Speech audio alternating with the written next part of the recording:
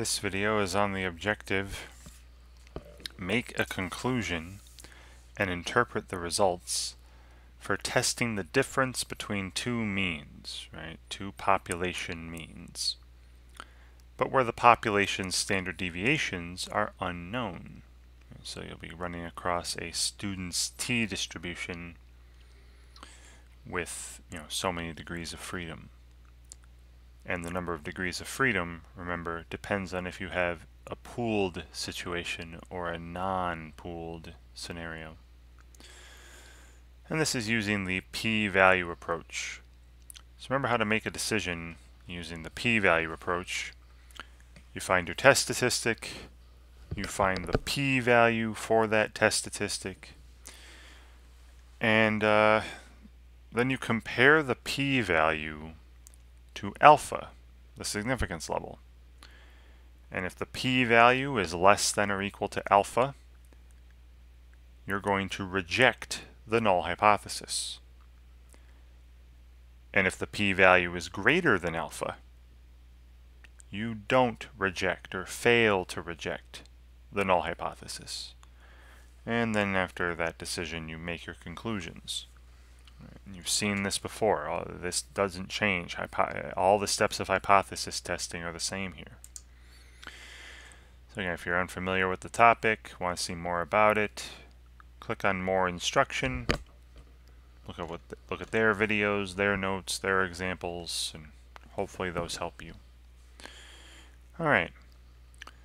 So here, Caden Carpenter is a professor of entomology who claims that for a certain species of dragonfly, the ones that live by a nearby river have a greater mean wingspan than those that live near a lake that is 10 kilometers away. To test this claim, Caden randomly captures, measures, and releases 45 dragonflies at each site. So 45 dragonflies near the river, and 45 dragonflies near the lake, and here in this table is the sample statistics, the sample information. The sample statistics are provided in the table below. Okay. So we're going to let mu1 be the population mean wingspan of the dragonflies that live by the river, and mu2 be the population mean wingspan of the dragonflies that live by the lake. Caden uses the alternative hypothesis that mu1 minus mu2 is greater than 0. Or you could say that mu1 is greater than mu2, which is this claim up here that the dragonflies near the river have greater wingspans on average than the dragonflies near the lake. And assumes that the population standard deviation for both groups is equal. This is also very important, right? This assumption that the population standard deviations for the groups of dragonflies, are equal. This means we have a pooled scenario, right? You would have to, you'd calculate that SP, that pooled estimate of the standard deviation, using S1 and S2 and N1 and N2. And then that would dictate, and then afterwards you would find your test statistic and all this. Right. Now, they're telling us, right, so they're not even saying, hey, find the test statistic or anything, because this whole objective is just about making conclusions. So they give us the p-value. They tell us the p-value of this hypothesis test is less than 1%, and the significance level is 1%. If that's the case, what conclusion would be made about the population mean wingspans of dragonflies that live by the river and those that live by the lake? All right, so again, I'll write this stuff out. All right, don't need a calculator for this one. All right. So the alternative hypothesis they told us was mu1 minus mu2, right, is greater than 0. Meaning that, an alternate way of saying this would be that mu1 is greater than mu2, right? Or that the dragonflies by the river have larger average wingspans than the dragonflies by the lake. And then the null hypothesis would be the opposite of this, right? That mu1 minus mu2 is less than or equal to 0.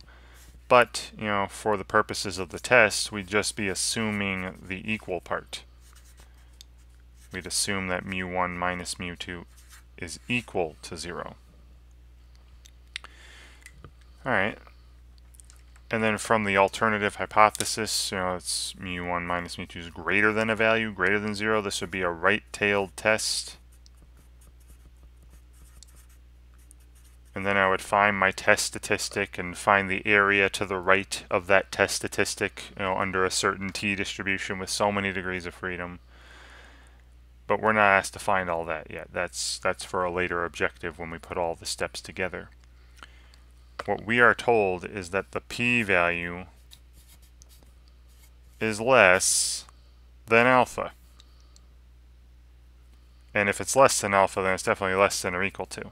But we are told the p-value of this test is less than 1%, which is alpha. If that's the case, right, for any p-value test, if the p-value is less than or equal to alpha, you reject the null hypothesis. I'm going to put a big X through this null hypothesis here. Now, if we're rejecting the null, that means we're accepting the alternate, right? We're accepting this. And this was the claim, right? You know, he said that he claimed that the dragonflies near this river had bigger wingspans on average than the dragonflies near the lake. So this was his claim, and we have just supported that claim. We would conclude then that there's enough evidence to support this claim that the dragonflies near the river have an average wingspan greater than the dragonflies near the lake.